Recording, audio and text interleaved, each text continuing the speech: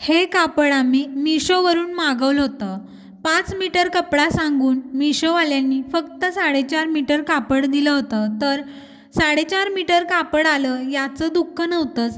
कापड छान आलं यामध्येच खूप सारा आनंद होता. कारण बऱ्याचदा ऑनलाईन शॉपिंग केली की माझी मात्र फसवणूकच होते. मला जसं हवं आहे तसं कापड कधीच येत नाही. त्यामुळं मी ऑनलाईन शॉपिंग कधीसुद्धा करत नाही. हे कापडसुद्धा दीदीनंच मागवलं होतं.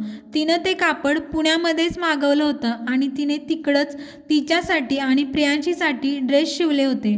तर राहिलेल्या कपड्यामध्ये माझ्यासाठी काय होतंय की काय म्हणून ती घेऊन आली होती. जर माझ्यासाठी झालं असतं तर मात्र आम्ही तिघीसुद्धा मॅचिंग झालं असतो.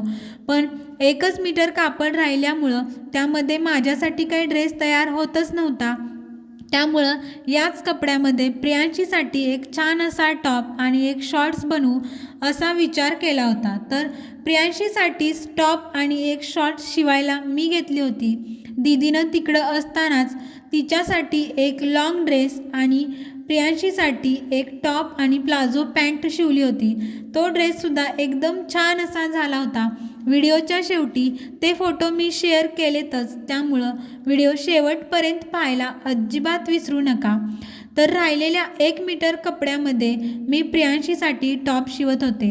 लहान मुलांसाठी टॉप शिवताना मात्र त्यांची गळारुंदी 2 किंवा 2पेक्षा आतलीच घ्यायची आणि शोल्डर पण छोटंसंच घ्यायचं. नाहीतर ते शोल्डर त्यांच्या खांद्यापेक्षा सुद्धा मोठं होतं आणि दिसायला अजिबात छान दिसत नाही.